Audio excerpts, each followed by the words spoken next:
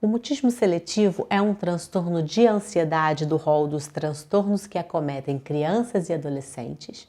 Geralmente as primeiras manifestações se iniciam entre 2 e 5 anos de idade, no que a gente chama de período pré-escolar, e ele se caracteriza por uma incapacidade constante da criança em falar, em se comunicar verbalmente, em locais, em situações nas quais ela se sente exposta. Cabe lembrar que essa criança é uma criança que tem domínio da linguagem, fluência verbal e domínio do idioma que é falado no país.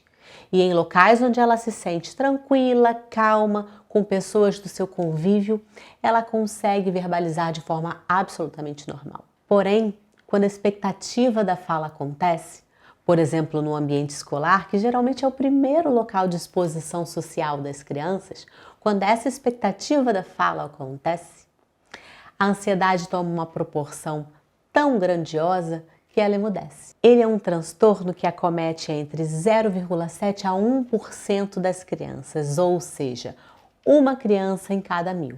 Essa proporção, essa prevalência, pode ser o triplo em lares bilíngues. A gente entende que o mutismo seletivo pode ser um transtorno subdiagnosticado, ou seja, que a sua prevalência, que a quantidade de crianças que vivem com o transtorno pode ser muito maior. Primeiramente, porque ele é um transtorno internalizante, ou seja, ele faz sofrer a quem o sente.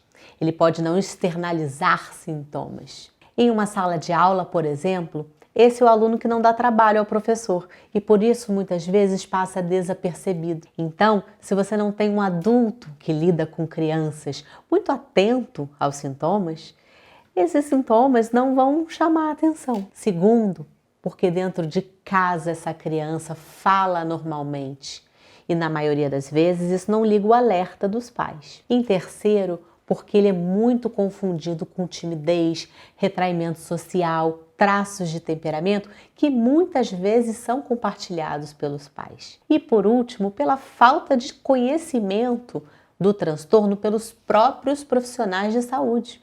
É muito difícil encontrar literatura, tanto nacional quanto internacional, sobre o mutismo seletivo.